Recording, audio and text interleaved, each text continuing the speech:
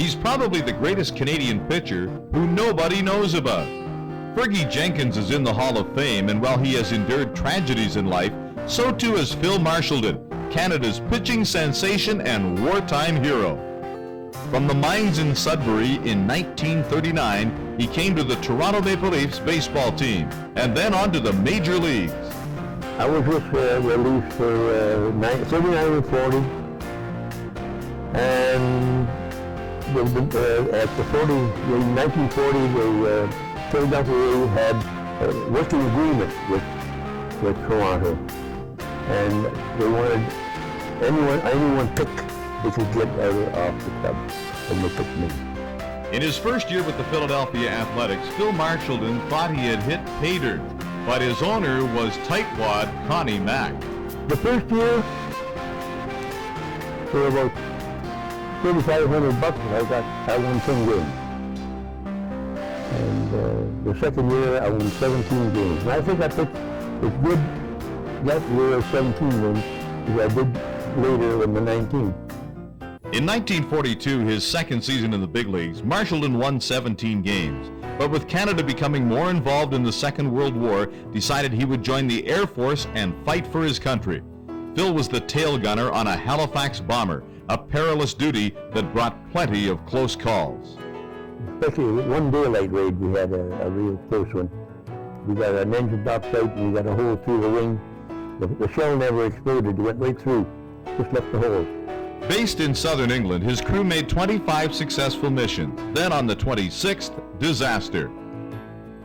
There wasn't much room in the, you see, I was in the turret, and I'm a fairly big guy, really. And when you take a parachute and try to get through the back seat, you've got to go through the back if you want to get out to the door. And you got to go through the tail spire, it's about that wide. And you haven't got much room to get around it. So I said, boy, when we got hit with a cannon shot and caught fire, I turned my toe sideways and opened the door, and I said, no way I'm going to try and get back in there. I said, I'll never make it. This thing's liable to go up anytime. So I just, when he said to bail out, I just bailed out, backwards. Picked up by fishermen who were in the underground, Marchildon and his crewmate were intercepted by a German patrol and sent to the notorious German prison camp Stalag Luft III. His arrival came only 2 weeks after The Great Escape, later made into a movie starring Steve McQueen.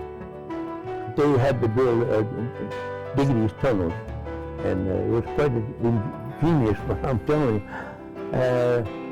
But there was about, I forget how many, 50 or so escaped, and they shot up quite a few of them. I don't think anybody knows exactly how many they did. It was about 47 shot, I think. The prisoners were allowed to play a bit of softball and soccer by their German guards, but stopped playing when a guard shot and killed a Brit who had been told he could retrieve a ball that bounced over a barbed wire fence. Forced on a long death march near the end of the war, Marchildon was among those who survived. We were in Silesia in Poland, and we were near Russia, and we marched. We went by the railroad for a piece, and then we started marching every day. And we went right down around Berlin, up around Hamburg, and right back across the coast to Denmark, right exactly where I shot down. And we were put in a barn there, and in the farmer's barn, and then one night I was out from there, and I heard this clanking, and it was guns all lined up along the road. I couldn't figure what the heck it was. But then all of a sudden there's no guards. Can't find any guards around at all. And by daylight we went to see, and we saw it was a British form, all the guns. And so we got to go home and talk to them, but told them about this one guy that we'd like him to catch up to. And they did, they caught up to him. The guy took him in the field, and they had a judge and jury right there. Just the guy that shot this, he wasn't the only one that he shot. So we made pictures of him. Toronto author Brian Kendall has written a book on Marchildon's life, discovering the unique story by accident. Well, I was doing some editing work for the Canadian Baseball Hall of Fame, and I'd heard of Phil Marchildon before, but then I became more and more aware of his story, and it's such a great story. He's a true Canadian hero, and I just thought this is a book that has to be written, because there's so few Canadian ball players who have made it, and so few who are as good as Phil. I mean, after Fergie Jenkins, I think he's probably the best we ever had. Many readers have found the war story section of the book fascinating, but Kendall is amazed that this Canadian hero survived it all. He had an incredibly difficult war. The stress factor alone would have knocked out lesser men. He spent the time in the Stalag Luft 3. He was on the death march in the final weeks and months of the war. He came back an emotional wreck and physically exhausted. And yet, here's a man who was able to come back and in 1947 win 19 games, and according to many baseball historians, was the best pitcher in the American League in 1947, and I believe that to be true. Marchildon pitched in one game in 1946 at Connie Mack's insistence, but pulled a muscle and didn't play again until 47. Back on the mound in 47, Marchildon was handed the ball on opening day and responded by beating the New York Yankees 6-1. On the way to a 13-win season, in one game he retired 26 consecutive batters, and with a 3-2 count on the 27th, thought he had a perfect game. Robber. Yeah. Look at you, you look pretty angry. You threw your glove at the home plate. Yeah, well, you see, I picked it up after. I must have picked it up, but I didn't throw it at him. Yeah. Towards him. You got fined, I didn't got you? fined $50. Yeah.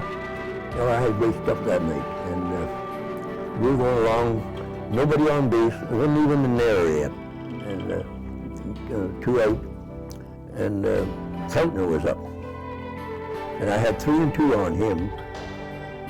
When I said, oh, I'll just throw it down the middle. That's all I got to do. So I threw it, and the ball jumped so high, it threw the umpire too, I think. It jumped about a foot, and it was called the ball four. Now, I thought that was pretty lousy of the umpire to call it, because with a game like that on the line with one pitch to go, if anything was 6 inches from that plate, you should really call it a strike. Marchildon won 19 games in 1948. One of the batters he dominated more than any pitcher of his time was legendary slugger Ted Williams. These days, Phil Marchildon still lives in Etobicoke and loves to reminisce about the playing days and some of the memorabilia he's kept. There's one of the greatest right there. It's pretty hard to see now. It's an old ball. It's Cy Young. He won over 500 games. You know, and then there's on this side. There's, oh my goodness. There's Ty Cobb, and Lefty Gomez, and Frank Baker, home run Baker. Phil is also a Blue Jays fan and does not need much prodding to point out his favorite Jays player. One of the guys is out of the old school Molitor. He's like one of the old fellas, boy, I'll tell you. He goes there to play ball, 100%. Phil Marchildon was a man who gave it all to both his sport and his country. He truly is Canada's pitching sensation and wartime hero. For Countdown to Baseball, I'm Peter Young.